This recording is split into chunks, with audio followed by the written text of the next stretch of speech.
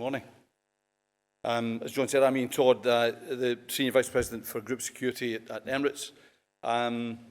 It's been quite a busy night. You'll excuse me if I look a bit tired. We had the Red Sea kick-off yesterday afternoon with the Houthis. We had Russia kick-off last night, and Moscow is still closed. And we had India-Pakistan kick-off early hours of this morning, and a bit of a situation there which we'll look at in a second. But what a great reminder it was that we have no idea what's around the corner. We've no idea what decisions we're going to have to make tomorrow or the day after. And this is my personal perspective. So I'm not intending to reflect the views of Emirates Airline. But my aim really is to give you pause to reflect on how you prepare as a leader to make decisions when the pressure's on. And the last panel I thought was very interesting, chatting about that, and one of the speakers mentioned, what's it like to make decisions in real time with the information that's in front of you now, and you have no choice, you've got to make a decision. And we're doing that every day, and so I just want to reflect on that. This was last night, or early hours of this morning. India attacked Pakistan in retaliation for the Pahalgam attack 2 weeks ago when 26 people, civilians, were killed. Pakistan has already retaliated. Multiple NOTAMs have been issued, closing down airspace in Pakistan and in India. And we are an aircraft on the ground in Karachi. And they'd already started to load the aircraft. Passengers were getting on the aircraft, and we had to make a decision. There were naval vessels in the out here off Karachi, both here and here, air defence equipped vessels, so that was an issue for us as well. So what to do? So that really was a timely reminder that decisions have to be made straight away within the next 30 minutes. And as leaders in the security industry, especially in security operations, we all become familiar with the stress that comes with that constant pressure to make decisions, to avoid the Pan Am moment for your organisation. And those Pan Am moments don't just exist in the aviation world, they exist in every operation. The Pan Am moment, what is that? Pan Am was one of the world's largest airlines, and they ceased operations in December 1991, having filed for bankruptcy 12 months prior to that. What went wrong? Well, it was certainly not the only reason. The 1988 Lockerbie bombing significantly damaged the reputation and the financial standing of Pan Am, and many believe it was actually the trigger that led to the collapse of the Pan Am airline. And it just shows that just one event, when the decisions are wrong, can actually lead to the failure of your company. So we're all keen to avoid such moments in our own business. And what I want to address is, how do we use the skills and experience that we've gained through our security careers to ensure that we make the right decision at the right time with what's in front of you? And where does experience appear in that leadership toolkit? What is a leadership toolkit? You can buy books, you can subscribe to courses. The reality is there's so many to choose from, there is no one toolkit. There is no one view of what leadership is. But I've chosen a very simple version to start with, which says, I think we recognise here all of the elements of that toolkit, and some of the earlier speakers mentioned EQ, absolutely chime with that. The strategic thinking, definitely, if you can't communicate, you're not much of a leader. Adaptability and resilience more and more as the pressure increases. But the one I want to focus on really is decision-making and problem-solving. Because if we can't make decisions, especially as security leaders, we will not be very successful. So the earlier panel talked about the importance of making decisions in real time and with what's in front of you. Well, how do you prepare for that? How do you get yourself ready to deal with that pressure and to make those decisions when everyone's sat there waiting for you to make the key call? What role is it that experience plays in our decision making. So as a young Air Force officer, and there's some friends in the room who will be laughing now, and so I often dismissed the preachings of the old sweats about the importance of experience. With the arrogance of youth, I believed I could fix anything just by working it out. But what is experience, and where does it come from? Just some snippets from my career. We embark on our own journey, and we start to realize very quickly that actually experience is a really valuable thing that we should keep gaining as we go through our journey. This was Northern Ireland. I'd been in the province 2 weeks, and this van drove up to the checkpoint at Aldergrove Airport with a bomb in the back, and we had to make a decision straight away. What are we going to do? It was the only access to the airport. How do we clear it away quickly? And I had no clue. So I turned to the experience in the room, turned to those old sweats and find out what to do. And so I start to build my own pool of experience. 1992 in the Falkland Islands. We were there, it was 10 years after the conflict, running a live practice camp on the beach at Port Stanley. And we get a call from air traffic control that there's an aircraft entering our range area that wasn't supposed to be there. No one knew what it was. And of course, at the time, we were worried that we had this problem of a rogue aircraft, a rogue attack potential from Argentina. And so what do we do? Do we stop? We've got missiles on the beams. We're carrying out live firing. And we had to make that decision. And again, the old sweats said, let's calm down, disconnect the beams, and then we'll take it slowly. And again, you start to build that experience. And then we had the 7/7 bombings in London.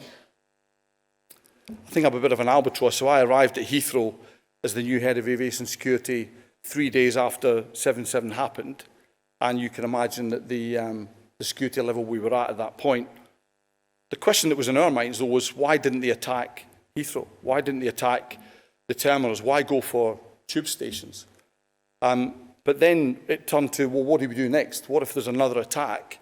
And there was a lot of pressure at the time to introduce screening on every door into every terminal at Heathrow. That's a lot of screening, it's a lot of people, but also it creates an enormous problem. And again, the experience of those who were there, who used to doing the operation, was if we do that, we're going to create an enormous queue and therefore an enormous target outside, so let's not do that. And we didn't deploy the screeners. So again, another thing to add to the bucket of experience. And then finally, 2006, we'll remember the liquid bomb campaign, the reason that we've got all the problems with lags at airports now. Midnight, I got the call, you've got to get to the airport, because when we open the airport at 6 in the morning, we're going to have everyone coming through, 100% body screening, and people are only going to be allowed to wear the clothes they're in, and no electronics, no bags, nothing. So again, the queues that appeared outside the terminal were horrendous. And again, the issue was, what do we do? We've just created an enormous target. And again, the people at Heathrow who had that experience managed the situation, observe, learn, and put that in the bag of experience. So I've been building my own element of experience. But the question is, so you've got experience, does it really matter? Does security just happen to us, or do our actions and our decisions actually shape what's happening?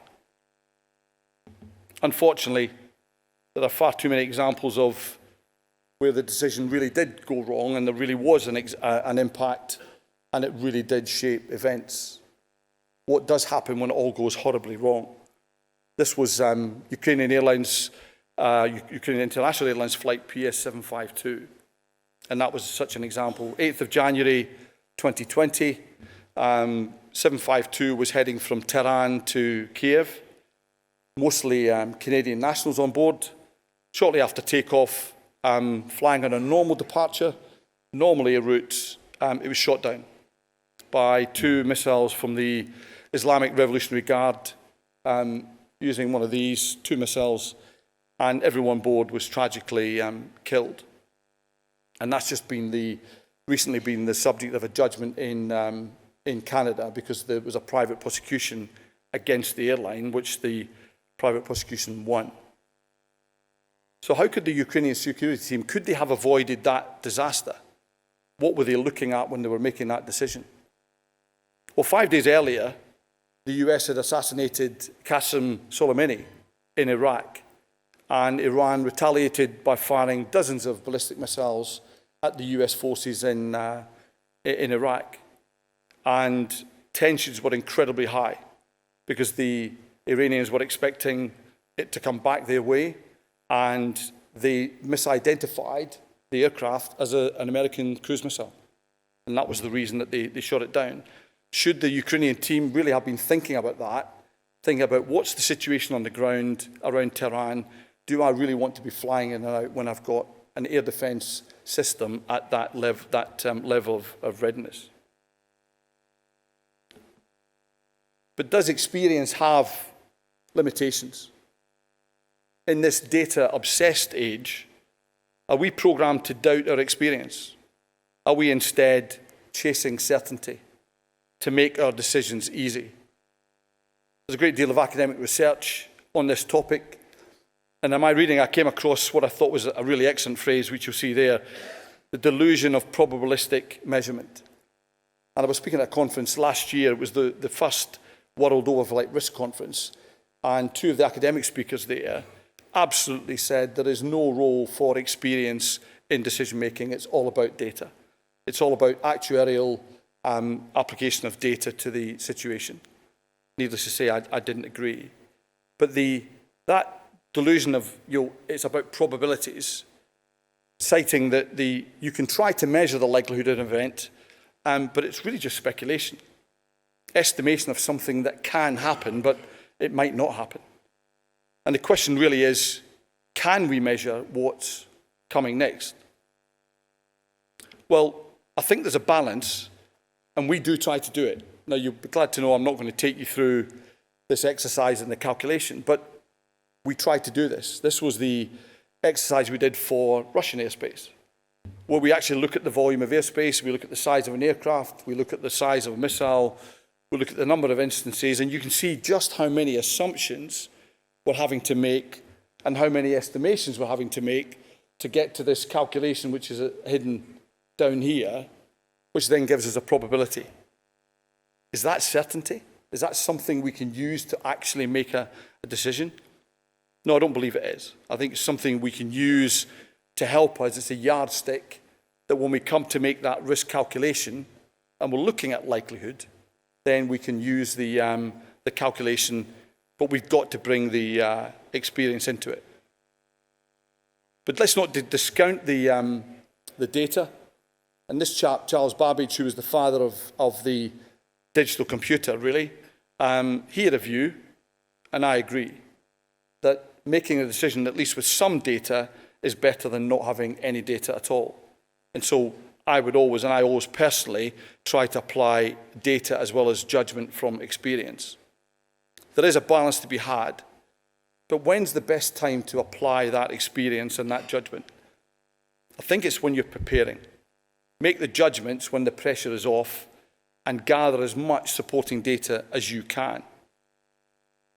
As I'm sure that many of you do here, in Emirates we use triggers, and they're really important to us. That we use it to codify the preparation that we do, the work that we've done beforehand when we're analysing the situation, particularly important in this part of the world and with the number of conflict areas that we have.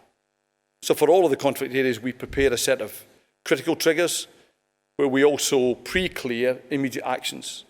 So there's no delay in immediate implementation. So if something happens, one of the triggers is pulled, we can act immediately, and the individual in control at the time can act without even referring to higher authority. And then we also look at a number of escalatory triggers where that just gives us an indication that we need to initiate an immediate review of the situation with stakeholders, and if needed, put in place additional mitigation. So what about decisions today? Do we really apply this stuff? Is this real?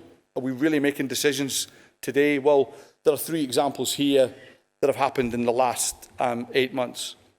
The first one there in Dakar, we had the aircraft at top of descent, ready to commence its descent into Dakar, and we got a notification that a riot had broken out close to the airport because the PM had left the country and had caused a riot. And so suddenly the experience kicks in. You know what's happening on the ground. You know it's going to be difficult, not only at the airport, but also, importantly, at the hotel where the crew are.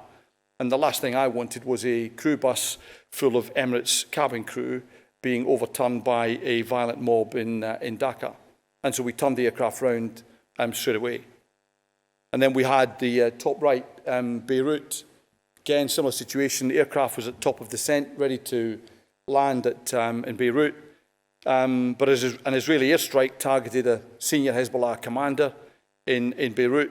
That was one of our critical triggers. And so immediately we called the aircraft back. And then finally, and very tragically, Christmas Day last year, the Azerbaijan Airlines aircraft that was shot down by the Russians in Russian airspace in Grozny. And we had to make a call straight away. Do we continue to fly? We had aircraft in the air about to enter Russian airspace. It's on Christmas Day. We've still got to make that call, or do we turn them back to Dubai? Because we'd done the work and we'd done that calculation and we'd done the preparation, we were able to say, it's well outside of our area, we're going to avoid the danger area, and so the aircraft was able to carry on. So again, we'd done the preparation beforehand and we were able to make the decision in a timely way. So what about the toolkit then? Over the years, I've developed my own security leadership toolkit. There's nothing earth-shattering here. Everyone recognises what we're talking about, but I do revisit it frequently to check against myself that I'm not leaving anything behind. There is a lack of clarity out there, the fog of war as we call it, but don't search for that clarity and certainty because it's just not there. And one of the earlier panel members mentioned that you'll never have all of the information all of the time. If you wait for it, then you will not make a decision and you'll be paralysed. Open source intelligence, really important, essential to what we do right now, but there's a real challenge there. Verification of information, the speed of real intelligence rather than information, and again, you've got to make sure you're not overly relying on that when you're trying to make your decision. FOMO, the fear of missing out. Why is everyone doing something and I'm not? And that's a real problem in the aviation world. Flight radar 24, it's there all the time. We can see exactly where everyone's flying. And the number of times we're asked that question, why are you not flying through that airspace and another airline is? And vice versa, why are we flying there and no one else is? It's about being prepared, and it's about identifying what's normal and what's not, and being ready to use the triggers and identify those triggers to go about it. And that final point, fitness. Keep yourself fit. Last night was a good example of that. You never know what time it's going to come, and you never know when you've got to be on your feet for 48 hours, so keep yourself fit. And finally, what about last night? Well, how did it end? We gathered as much information as we could about the situation. We overlaid it onto the context that we already had, that we'd built over the last 2 weeks since the attack had happened. And we looked at historical precedents about how Pakistan and India behave in this situation. These guys have done this before. And we made the decision, and we authorised the departure, and the aircraft left safely in the early hours of this morning. But I can tell you that we watched it as it flew from Karachi until it was in safe airspace. But in this case, all's well that ends well. Thank you very much for your attention. Thank you.